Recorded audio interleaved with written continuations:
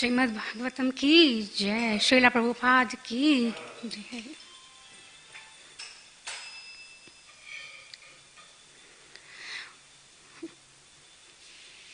ओम नमो भगवते वासुदेवाय।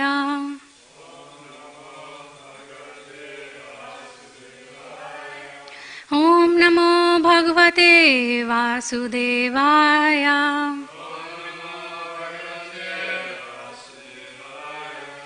ओम नमो भगवते वासुदेवाय।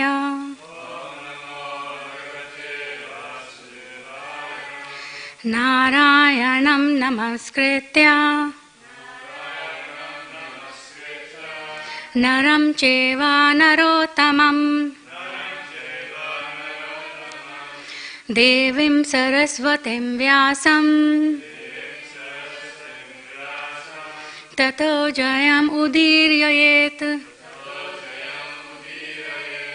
नष्टप्रायेषु भद्रेषु नित्यं भागवत सेवया भगवते उत्तमा श्लोके भक्तिर्भवति नैष्ठिकी। कृष्णाय वासुदेवाय देवकी नंदनाय च नंद गोपकुमाराय गोविंदाय नमो नमः। Hare Krishna. So we are reading verse 6 from chapter 13, the appearance of Lord Varaha of third canto. So, Maitreya Vacha Yada Swabharyaya Saradhim Jata Swayam Bhuvo Manahu Pranjali Pranataschedam Veda Garbham Abhashata Yada Swabharyaya Sardham Jata Swayam Bhuva Manu Pranjali Pranataschedam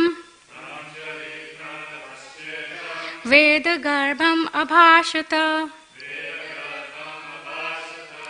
Yada Swabharyaya Sardham Jata Swayam Bhuvo Manu Pranjali Pranataschedam Veda Garbham Abhashata. Vaishnavas, please. Maitreya Vacha Yada Swabharyaya Sardham Jata Swayam Bhuvo Manu Pranjali Pranataschedam Veda Garbham Abhashata. Maitreya Vacha Yada Swabharyaya Sardham Jata Swayam Bhuvo Manu Pranjali Pranataschedam Veda Garbham Abhashata. Maitreya Vacha Yada Swabharyaya Sardham Jata Swayam Bhuvo Manu Pranjali Pranataschedam Veda Garbham Abhashata. So, word by word translation. Maitreya Vacha. Maitreya said, Yada when Swabharyaya, along with his wife, Sardham, accompanied by Jata, appeared. Swayambhuva Manu, the father of mankind. Pranjali, with folded hands. Pranataha, in obeisances. Cha, also. Idam, this. Vedagarbham, unto the reservoir of Vedic wisdom. Abhashata, addressed. Translation by His Divine Grace A.C. Bhaktivedanta Swami Srila Prabhupada ki Jai. So please repeat. The sage Maitreya said to Vidura, after his appearance, Manu, the father of mankind, along with his wife, thus addressed the reservoir of Vedic wisdom Brahma with obeisances and folded hands. So I'll just read the whole translation. The sage Maitreya said to Vidura, after his appearance, Manu, the father of mankind, along with his wife, thus addressed the reservoir of Vedic wisdom Brahma with obeisances and folded hands. So there is no purport, so we'll continue reading the next verse, which is 3.13.7. Tvayam eka sarva bhutanam janma kridvritida pita tathapi na prajanam te sushrusha kena va bhavet. Translation. You are the father of all living entities and the source of their subsistence, because they are all born of you. Please order us how we may be able to render service unto you. Purport. A son's duty is not only to make the father the source of supply for all his needs, but also, when he is grown up, to render service unto him. That is the law of creation beginning from the time of Brahma. A father's duty is to bring up the son until he is grown, and when the son is grown up, it is his duty to render service unto the father. Let's start with Mangala.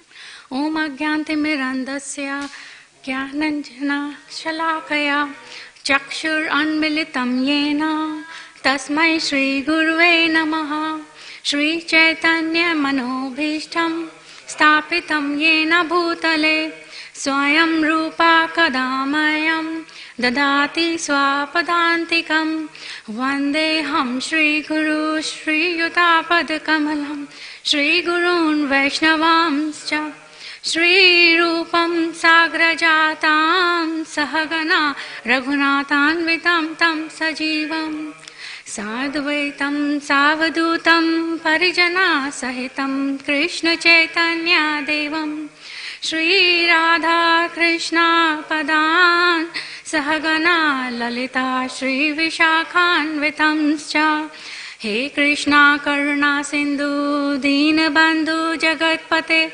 Gopesha Gopika Kanta Radha Kanta Namostute Tapta Kanchana Gaurangi Radhe Vrindavaneshwari Vrishabhanu Sute Devi Pranamami Hari Priye Namo Mahavadanyaya Krishna Prema Pradayate Krishnaya Krishna Chaitanya Namne Gora Tushe Namaha Vanchakalpatarubhyascha Kripa Sindhubhya eva cha Patitanam Pavanebhyo Vaishnavebhyo Namo Namaha Jai Shri Krishna Chaitanya Prabhu Nityananda Shri Advaita Gadadhara Shri Vasadi Gaura Bhakta Vrinda Hare Krishna Krishna Krishna Hare Hare Hare Rama Rama Rama Hare Hare Krishna. So we finished 12th chapter earlier this week, which was about Brahma's different creations. And now we have started chapter 13, which is about the appearance of Lord Varaha. So in the first verse of this chapter, we are reminded again that we are actually seeing a meta-conversation. So a conversation happening within a conversation. So Sri Sukdev Goswami is speaking that this transcendental knowledge of Srimad Bhagavatam to Parikshit Maharaj. And within then that, in the second verse, we saw that Vidra was inquiring from Maitreya Muni about the actions of Swambhuva Manu. And then in the third verse, Vidra glorifies Swambhuva Manu, saying that he was a great devotee of the personality of Godhead Hari. In last couple of classes, it was mentioned that pure devotees of the Lord, they cannot be separated from the Lord. And also in the last chapter, 12th chapter, we saw that for pure devotees, for those who are realized souls, there is nothing but spirit. Even in Srimad Ishopanishad, Sri Ishopanishad, Srila Prabhupada explains how this person, how a Mahabhagavat or a Uttam Adhikari is fully Krishna conscious, because he sees everyone and everything in their relationship with the Lord. Then in fourth verse, we see the importance of hearing from a bona fide spiritual master. Krishna also mentions in chapter 4 of Bhagavad Gita that we should approach our spiritual master to inquire from him submissively and render service to him. So like there are three things. One, we should approach a spiritual master. Secondly, we should make submissive inquiries. And then third is we need to then render service. Srila Prabhupada explains that submissively means that we need to be humble and inquisitive, but it doesn't mean like the blind faith. Rather, our mood should be that I don't know, so I need to ask. I need to make inquiries from the spiritual master. So for example, like if you go to a doctor and you think that you know more than the doctor, then how can you be treated, right? So initially we ask the doctor, I don't know what's going on and what's wrong with me. But after that, it's important to take the medicine. Because even if doctor explains and we don't take the medicine, so we know in full detail what's wrong with us, what's happening, but it won't help. So the application of knowledge is the service-mindedness, like the seva, the attitude to serve.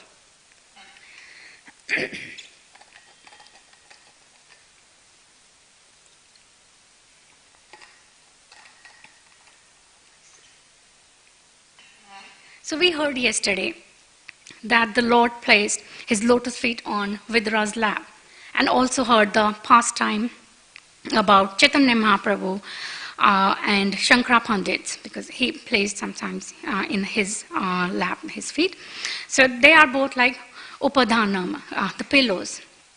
So devotees experience great joy and happiness when they serve the Lord.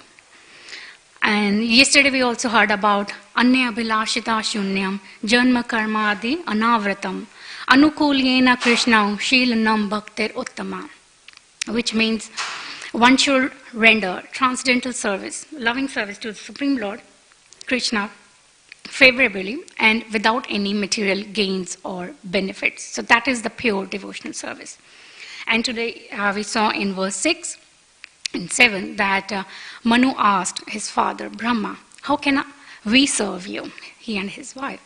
So in contrast, in the 12th chapter we saw that Brahma created 4 Kumaras. And when he asked them to generate progeny, they refused. And Brahma really got angry. Like, obviously, if you ask your child to do something and if they don't listen to you, then how would you feel? So when Brahma got really angry, Rudra was created from his eyebrows. So now Manu is asking Brahma, how can we serve you? So some of us grew up hearing the story of Shravan Kumar from Ramayana. Shravan Kumar is famous for serving his parents. I'll quickly summarize for those who haven't heard it. So there was a couple, and they yearned for a child and prayed to God to get a son. And since they were pious, and so God listened to their prayers, and they were blessed with a baby boy. So they were very happy and named him Shravan Kumar. The boy grew up to be a very dutiful son and fulfilled all the hopes and aspirations of his parents. So parents started to get old gradually, feeble, and they also lost their eyesight. So one day they realized, oh, we haven't done any pilgrimage. And they asked their son, who was now a sturdy young boy, to take him to the holy places where the Ganga flowed, Mother Ganga flowed. So they wished to take a dip in the water of Mother Ganga, to wash away their sins. So Shravan Kumar wanted to fulfill his parents' wish, but they were so old and feeble, they couldn't walk so far. So what he did was he built something like a scale, which is basically a long pole with one basket hanging on each end, one to carry his father and one to carry his mother. It's like the scales you see in the hands of Lady Justice. So it came out like Shravan carried his parents on his shoulders all the way, and we see that like he was so devoted, like carrying parents on the shoulders wasn't easy. So he was devoted to his parents. Another story when it comes to serving parents is of Bhishma Dev. So Mother Ganga was Shantanu Maharaj's wife, and she was throwing all her children in her own waters after they were born. So obviously Maharaj became quite upset, and he was like, what's this? Why is she throwing all my children into the water and they are dying?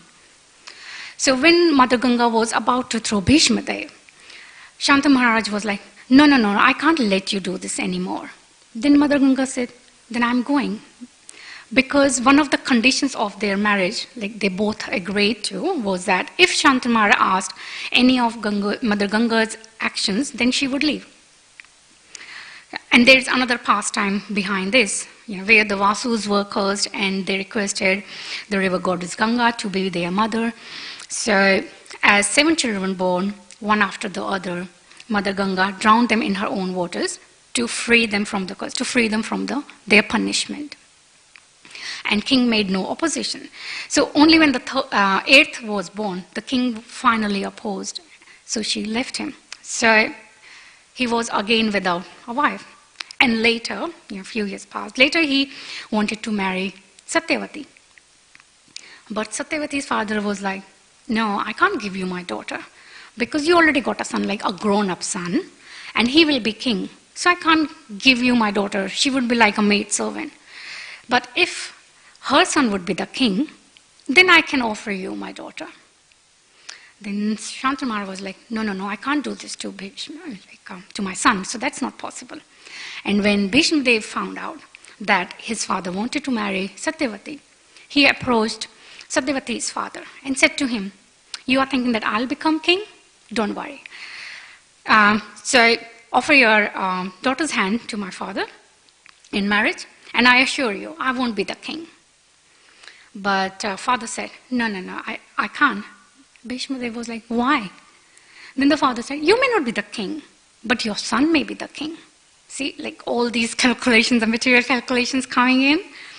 Then Bhishma Dev said, okay, so I shall not marry. And he promised, so I shall not marry. I'll remain a brahmachari throughout my life. And that's how his name is like Bhishma. Bhishma means very solid, firmly fixed. And he remains brahmachari for his whole life, for the sake of his father. So it's another example of how devoted a child was to his father. We saw in Bhagavad Gita, in the first chapter, where Arjuna got really overwhelmed and he said, oh, I can't fight. So the reason he became like so bewildered in the middle of those two armies, because he could see his grandfathers, teachers, maternal uncles, brothers, sons, grandsons, friends, like all the well-wishers. So Bhishma, who was like his grandfather, Shalya, who was from his father's generation, Duryodhana's sons, Arjuna's sons, Abhimanyu, and then Putra and Potras are grandsons. They were also there, like several generations were there. So normally, when there's a family get-together. It's a joyful occasion, In today's world, like, it's hard to get even husband, wife, and the children together. What to say of the get-together of where the grandparents, kids, and especially nowadays with COVID, it has become even harder. So all those 5 generations, came together. So it wasn't like a joyous family occasion, rather it was a very grave situation, because the family was getting together not for a celebration, as we know, but to fight on a battlefield. So Arjuna became overwhelmed, and he said to Krishna, I can't fight. How can I fight with Bhishma Pitama? He's my grandfather. With Dronacharya, my teacher. Like, how can I shoot arrows at them? Rather than shooting arrows at them, I should be offering flowers to them. I should be respecting them because they are my elders. I should be respecting them rather than fighting with them. So he even said to Krishna, like, would you shoot arrows at Maharaj Ugrasen? He's your grandfather. At Sandipuni Muni, he's your teacher. So earlier, Arjuna addressed Krishna as Madhusudana, like the killer of demon Madhu. But then he calls Krishna as Arisudana, like driving his attention, like you are the killer of demons, not like killer of relatives or killer of your guru. So how can you ask me to kill my elders? And in the purport, Srila Prabhupada also says that in the Vedic times, as part of Vedic culture, one should not even verbally counter his elders, and what to speak of like physically attacking or fighting with them. So it's not something, if we say it was followed in Vedic times or part of Vedic culture. Even nowadays we see that, like, in our families, we don't talk back to our elders, our grandparents or any elders in the family, let it be our uncles or aunts. Even if, like your father gets mad at you, why did you do this? So you just stand there with your head down and listen to him. And later, you may go to your mom and say, actually, or maybe go to him and then explain, actually this happened or actually that happened, rather than arguing, getting into the fight at that point of time, right? So I remember, like, even as a child, when a father says no, daddy says no to something, or you can't do this or you can't get this. So then the thing is, what to do? So the Brahmastra, generally, we used to say to our friend, did you use Brahmastra? What's that? Like, when all your weapons fail, the Brahmastra never fails. So that's like, did you go to your grandpa, like his father? So not to, in that sense of enemy, rather than saying which will never fail. So did you try that trick? How can I forget that? I should ask my grandpa. And then you go to your grandpa and, use all your persuasive techniques which you learn in school and try to persuade him. And then grandpa's like, okay, I'll talk to him. And as soon as daddy comes home, it's like, talk to him, ask him, tell him. And then it's like, oh yeah, your father can't say no to his father. So, because, our elders have done so much for us, so we must be respectful. So we are respectful and grateful to them. So, in fact, in this material world, if we are not into devotional service, then we are actually have 6 debts to repay, because we take things from others, so we need to give back to them. It's described in 5th chapter of 11th canto of Srimad Bhagavatam, Dev Rishi Bhutat Nirdam Pritranam. So we are indebted to Deva. Dev refers to Devtas, the demigods. So we as conditioned soul, we receive so many benefits from the demigods, so that we can't get ourselves, like the sunshine, moon, rain, wind, food, our material body. So demigods gives us the necessities of life, which is like in 3rd chapter described, 3rd chapter of Bhagavad Gita described, and in return we need to repay them through sacrifices. And if one doesn't, then he's considered to be a thief. Then Deva Rishi, the second one, Rishi. Rishis, they give us spiritual knowledge. They give us Vedic scriptures, so by which we understand how to live our life, why to live our life. And we repay them through Svadhyaya, by studying and learning from scriptures. Bhuta means other living entities. And like Srila Prabhupada's father, he used to keep food in his cloth shop for mice. Apta means one's own family members. We are expected to help each other within family. Nirnam means we are indebted to human society. So we need to give back, like we give charities to others. And finally, like Pitranam means of forefathers, are dead to our previous generations. So we repay our forefathers through Pindadan, Shraddh Kriya, and continuing the dynasty through progeny. So now speaking of Pindan, there is a sweet pastime of Sri Govinda Ghosh, which comes to mind is Sri Govinda Ghosh was an intimate associate of Lord Chaitanya Mahaprabhu, and he was known for his sweet kirtans at the Jagannath Puri Rath Yatra festival. Lord Chaitanya would at once begin to dance whenever Govinda Ghosh would sing. So on Chaitanya Mahaprabhu's direction, Sri Govinda Ghosh settled down in Agradweep and served Sri Gopinathji there. And also following the orders of Sri Chaitanya Mahaprabhu, he also got married, and his wife assisted him in serving Gopinathji. So then shortly after, he became father of a beautiful boy. But unfortunately, the boy passed away in a few years. His mother, Govind Ghosh's wife, she was unable to bear this loss, and she left the world as well. So both of them having left the world so untimely, he was in grief, like deep grief. He was not able to bear this pain. So he stopped eating, accepting any food or water, and he was very determined to give up his life fasting. He also stopped serving Sri Gopinathji completely. So he didn't make any bhoga offerings. So Sri Gopinathji was feeling hungry and thirsty, and he spoke to Govind Ghosh, addressing him as his father. He was he said to me, I'm like your second son.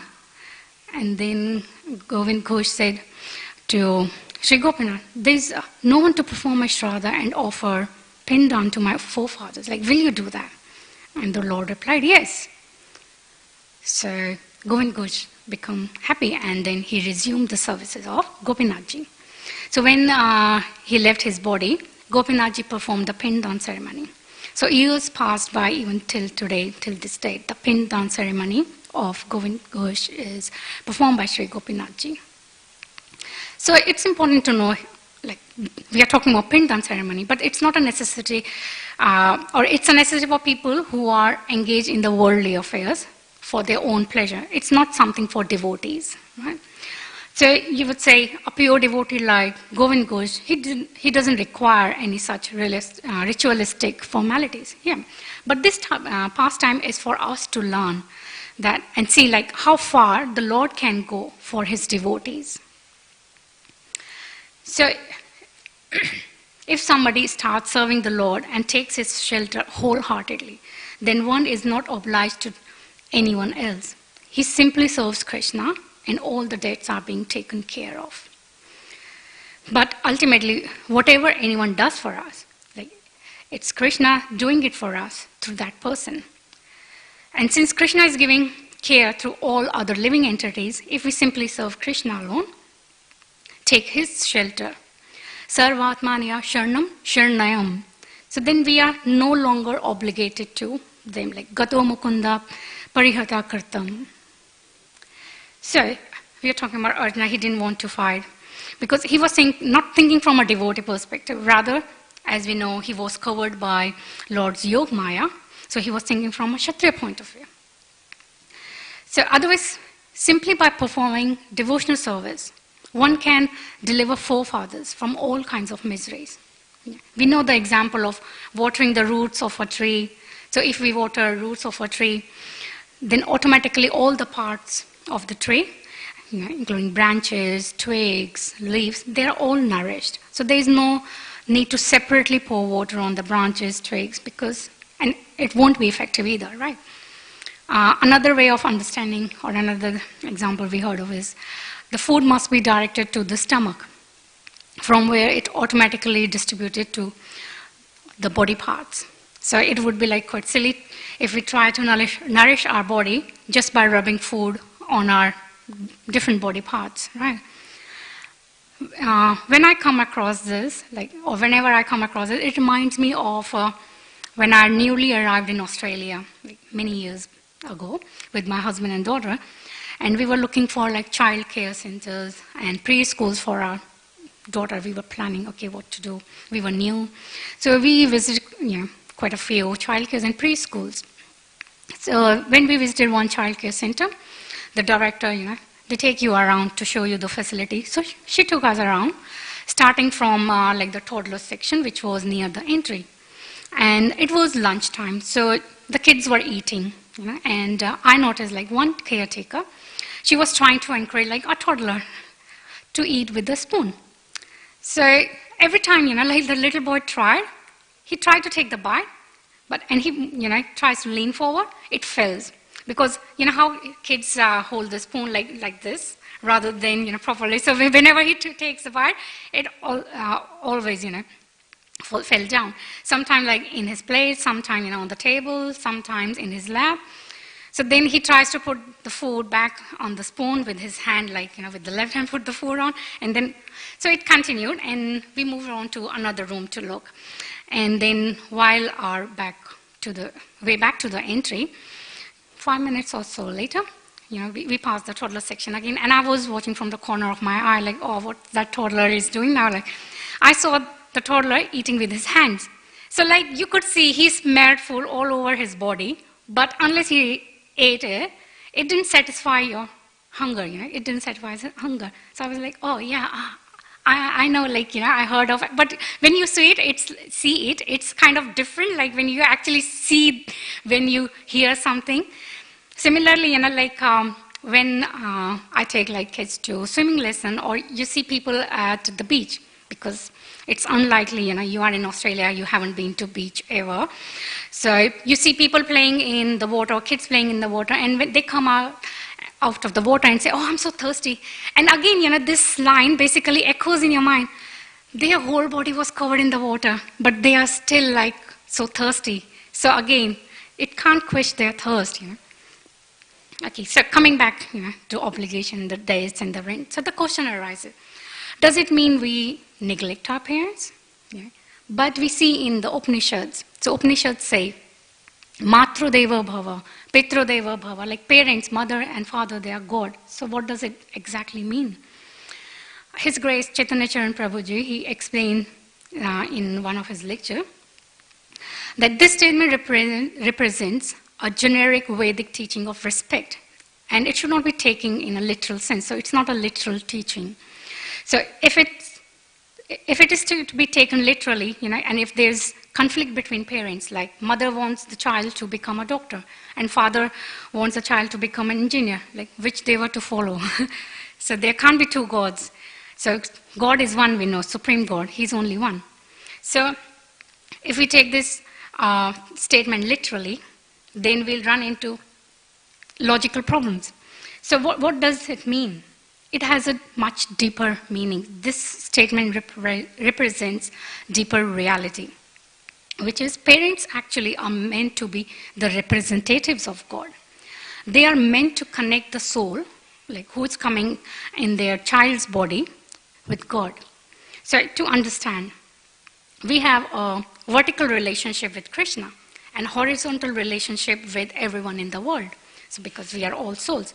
Within this horizontal relationship, we have vertical relationship with our elders, equal horizontal relationship with people who are equal to us, and again, vertical relationship with our juniors.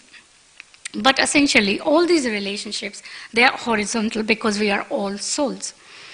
Now, the goal of Vedic culture is that all these relationships are to be used to connect one with Krishna.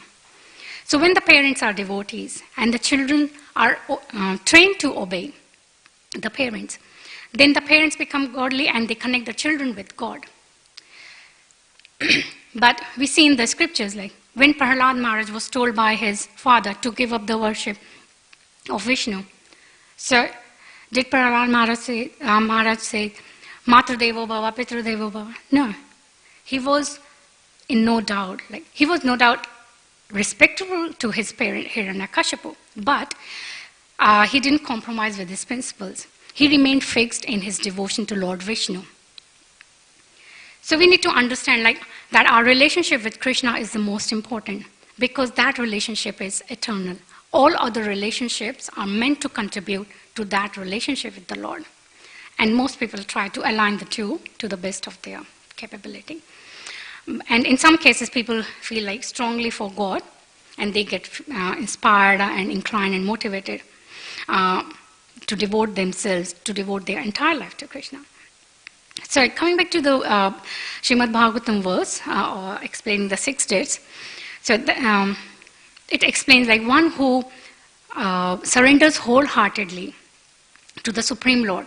For such a person, there is no obligation to anyone else. But this should not be taken with the mode of irresponsibility or to avoid troubles. Rather, it should be taken with the mode of a high responsibility.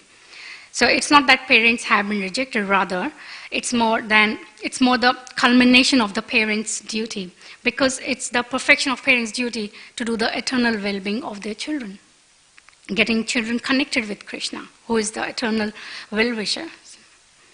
So according to Bhagavad Gita, Maya Vihitan Hitan, it is actually the Supreme Lord who is giving all the benedictions. So for example, one receives one's body by the mercy of parents.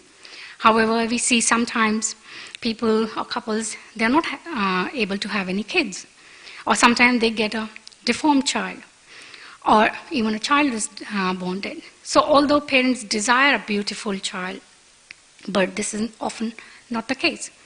So we understand it's ultimately the mercy of the Supreme Lord that a couple is able to have a child. And a child is born in a healthy condition and reaches physical maturity to pursue his own life. And if at any point of time Supreme Lord's mercy is withdrawn, there may be certain death or some crippling disease. So some people may ask, if I'm not the doer, then why am I responsible? So to understand this, let's take an example of a small boy who is attempting to lift a weight that he has just seen his father lift. So the boy desires to lift the weight, and then he tries. So he cannot possibly succeed, but when his father sees, he sees his son's desire. So he stands above him, and out of affection does the actual lifting. So the father has actually lifted the weight, but he cannot be considered the only lifter. Rather, unless the desire has been expressed and the attempt being made by the child, the father would not have helped. So coming back to the purport of verse 7 of 13th chapter of 3rd canto, it also mentions about a son's duty is to depend upon his father without asking anything from him. So the good son has faith in his father, that my father knows the best, how to benefit me. Similarly, a pure devotee doesn't ask anything from the Lord for material benefits, nor does he ask for any spiritual benefits. He fully surrenders unto the lotus feet of the Lord. And Lord takes the charge, as stated in Bhagavad Gita. Aham tuam sarva papebhyo mokshisyami ma suchaha. So do not fear.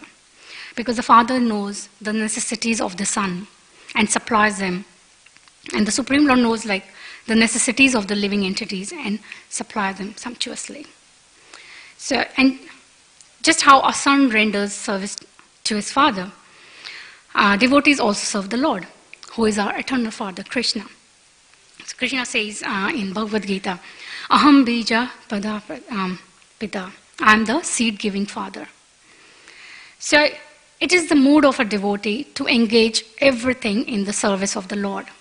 Rishikena, Rishikesha, Sevanam, Bhakti, Ruchyate. Everything, the mind, body, all the sense organs should be engaged in Krishna's service. This is to be learned from advanced devotees like Narad Muni. So Bhagavatam explains that a great devotee like Narad Muni, He's addressed as Suvrata. Su means good, Vrata means vow. So the word Suvrata refers to a person who has nothing to do with the material world. And the mood of Narad Muni is such that wherever he appears, he's only concerned with turning everyone towards the loving service of the Lord. So he's the spiritual master of so many devotees, like Prahlad Maharaj, Dhruv Maharaj, Vyasadeva. So we can see the devotional mood of Narad Muni. But for non-devotees, actually it's quite difficult to understand the mood and consciousness of a devotee, because there was, Srila Prabhupada was once asked on a morning walk. So he was asked, like, is material consciousness the absence of Krishna consciousness? Srila Prabhupada said, yes. Then the person asked, then where there is Krishna consciousness, where is material nature? Then Srila Prabhupada said, if you continue in Krishna consciousness, you will see that nothing is material. You know, when you offer a flower to Krishna, it is not material. Krishna will not accept anything material. But it does not mean that the flower is material on the bush and then it becomes spiritual when you offer it to Krishna. He said, no, the flower is material only as long as you think it's for your enjoyment, it's for your pleasure. But as soon as you see that it is for Krishna's enjoyment and his pleasure, it becomes spiritual. And then the next question he asked was, is the entire world actually spiritual? Srila Prabhupada said, yes. Therefore, we want to engage everything in Krishna's service.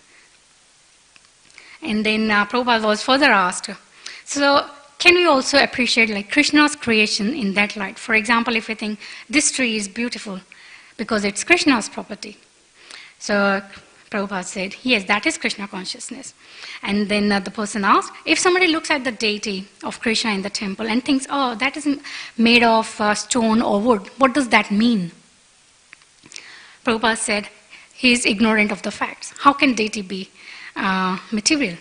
So stone is also Krishna's energy, just as like electric energy is everywhere, but only electrician knows how to utilize it. So Krishna is everywhere, even in stone, but only devotees, like his devotees know how to utilize stone to appreciate Krishna. So devotees know that stone cannot exist outside of Krishna. Therefore, when the devotees see the deity, they say, oh, here is Krishna.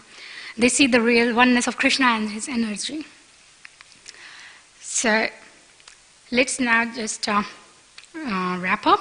So I'll just quickly summarize what we discussed today. So we saw how Vidra asked Maitreya Muni to describe him the actions of Swambhuva Manu, and Maitreya Muni answers that Manu asked what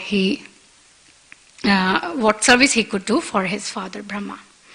The purport explains that it is the duty of a son to render service, and we spoke about the story of Shravan Kumar. He carried his blind parents on his shoulders to take them on a pilgrimage since they were unable to go by themselves. He was very devoted to his parents, and similarly we spoke about Bhishma Dev, who remains a brahmachari out of devotion for his father. Then we saw how Arjuna got bewildered under Lord's Yogamaya when he saw all his relatives, like the 5 generations, lined up in the opposing army and on his side as well, ready to fight against each other. So he couldn't bring himself to fight because he said we are meant to respect elders and offer flowers them rather than shooting arrows at them. It's because they have done so much for us, we are indebted to them. But we spoke about the 6 deaths: the Devtas, demigods, rishis, bhutas, other living entities, aptas, our own family members, nirnam, human society, pitranam, our forefathers and previous generations. But if we are in devotional service, these all that's being taken care of if we serve the Lord and we take his shelter completely. So we are not obliged then to these debts. Because whatever anyone has done for us, it's Krishna doing it for us through that person, so via them. And we looked at different examples of nourishing the roots of a tree would nourish the whole plant or the whole tree automatically. And to nourish the whole body, we need to directly feed the stomach. So don't need to separately feed each part of the body. So we looked into the vertical relationship with Krishna, which is above any other relationships.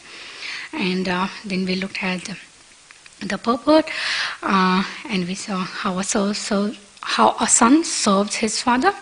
So devotees serve the Lord without desiring any benefit. Devotees engage everything in the service of Lord.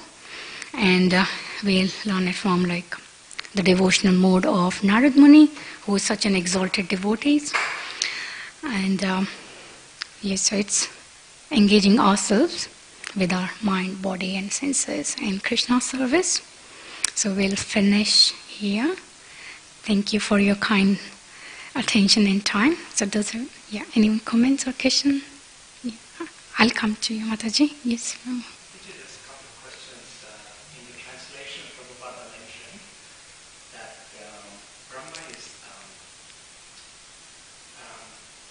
he's actually the father of all the living entities. But by this time, the creation didn't even start, right? So at what context, one was saying Brahma is the father of all living entities. He hasn't created, the creation hasn't started yet, right? Yep. So that's the first question. Mm-hmm. That's the second one. Yep.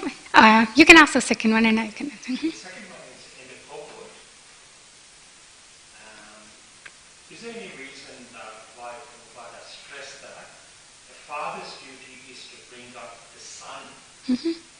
Any reason it doesn't say child, but specifically the male son or daughter or anything like that? Okay. So I'll repeat the questions for our online viewers, Prabhu. The first question being asked is, Brahma hasn't created anything so far, so how come Manu is asking Brahma, unless he's talking in the future tense? Okay. And the second question is why Prabhupada mentions a son rather than child. Yeah. Okay. So the answer to the first question is, in the previous chapters we saw Brahma created things. So all the creations of Brahma we have seen in the previous chapter, like how things have been created from from all over his body, like different body parts. So he has. So for example, and another part of this question I would say is in the next verse, if I'm not wrong, next or in next couple of verses, Brahma. Disciplic succession being given, and this Manu is like the material succession. Yeah. So Brahma has created, and the 12th chapter is all about his creation. So now we are in 13th chapter. So yes, he has created. So it's not like he hasn't created anything so far. The second question, I'll respond what I heard in lectures of different senior devotees. So why son or why he is used, not she, in the scriptures. So one is because the male body has been considered being more suitable for progress in devotion. And that was being used like he or the son. And, like the duties when we say the final rites, or so those kind of like being used for the son. So that's my understanding. And also like in Mahabharata, for example, if you don't have a son, for example, or child, so there are other ways to get like the son, but it's important to continue the dynasty because, as we spoke, like one of the Rena. So we saw in the case of Pandavas, like Pandu Maharaj and how Dhritarashtra, they were born. So that's how I understand. Thank you, Prabhu. Yes, Mataji. So we saw how the friend of mine in this verse is asking from how he can serve his father. How we saw earlier, like before Kumara, they refused to do what Brahma asked them. So how can we understand that? Okay. Again, I'll repeat the question for our online viewers. So your question is, we saw Brahma created 4 Kumaras, but they refused, as we also spoke to, they refused to generate progeny. And now Manu is asking about how can we serve. So sorry, the question is why so, or how can we, yeah? Okay, so again, it's coming in the couple of next verses that I think it's 3.13.10.